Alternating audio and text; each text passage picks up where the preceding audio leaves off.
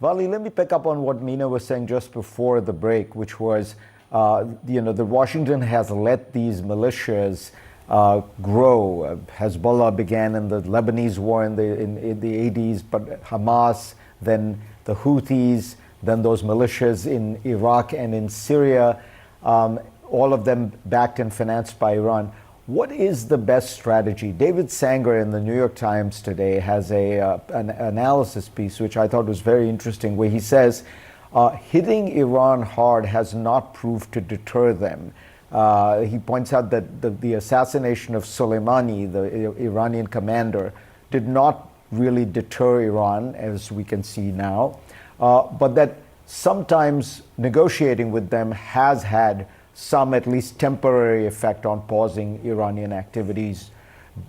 How do you think the U.S. should be handling this issue of getting these militias to cease and desist?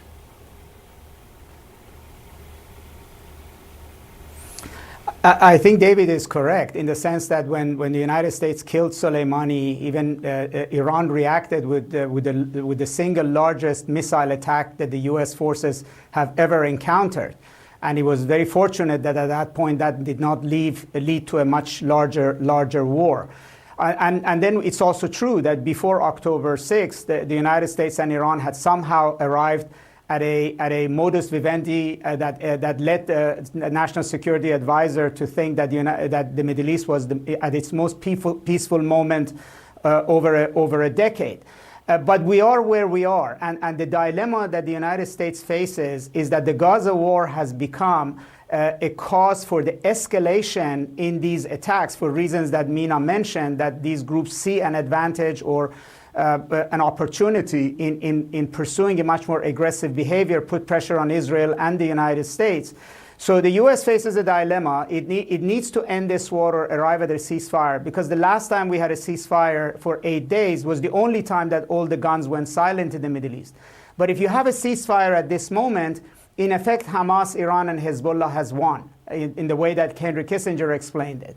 On the other hand, if you do not have a ceasefire, the United States is running a serious risk of ending up in a direct confrontation with Houthis, Iran, or Shia militias in Iraq, or all three of them at the same time.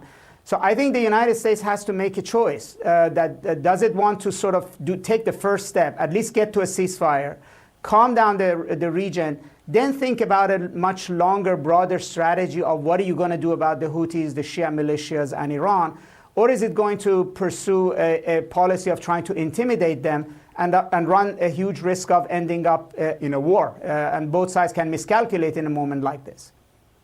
Meena, what do you think that the Gulf Arabs, the United Arab Emirates, the Saudis, the Bahrainis would want? Because again, they have this dilemma, which is they don't like Iran, but the Iranians are now taking advantage of the Palestinian issue and the Gaza war, and are seen, I think, as much more of the champions of that cause.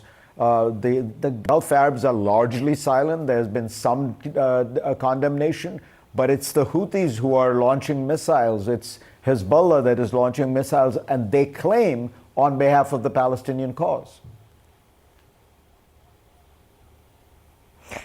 Well, I mean, Hezbollah and the Houthis want that, and the militias in Iraq want that to be the narrative, that actually the way you support the Palestinians is by launching missiles here and there, rather than having a concerted effort to get the recognition of the Palestinian state, which is actually what the Arab League, what Saudi Arabia, what the UAE and others are working towards.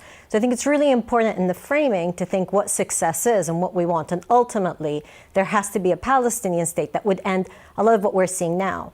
The United States, Farid, you began the program by saying that the United States wants to get out of the Middle East. The reality is, the United States is in the Middle East and gets involved to prolong certain wars or conflicts without ending them or taking a final solution on them. So we'll give an example when it comes to Israel and Palestine. Without the American veto, there would have likely been a call from the UN for a ceasefire that would have been binding. And yet it's the United States that uses the veto. So it is involved. Likewise, when we look at the Houthis, one of the first measures that the Biden administration did was to remove the Houthis from the terrorist designation that they had for the attacks that they had done in the region, and therefore gave this impression that it's okay for them to continue. And the list goes on. The US is involved enough. Ultimately, to weaken these militias, you need nation states that function. Iraq, Lebanon, Yemen, Syria. Their weakness has allowed for Iran to extend its power and its influence. One of the key things Iran has wanted to be able to create in the region is to have a land border and control running from Iran all the way to Hezbollah, so cutting through Iraq, cutting through Syria, and into Lebanon. And so has worked for years on this and continues to wield its influence. What we're seeing on the ground also in the last 2 days, you've seen these militia leaders appear in Baghdad to say we are still here. Qasim Musleh, whose liwa was, or the brigade that was targeted by the Americans in their strikes on Iraq most recently, was there in public being seen in hospitals to say, I can walk about with impunity, with full impunity in Iraq. If you had a strong nation state that holds to account militia leaders, then we would be having a different conversation rather than waiting for airstrikes that really don't bring a solution on their own. It's hard work, but you need stronger states.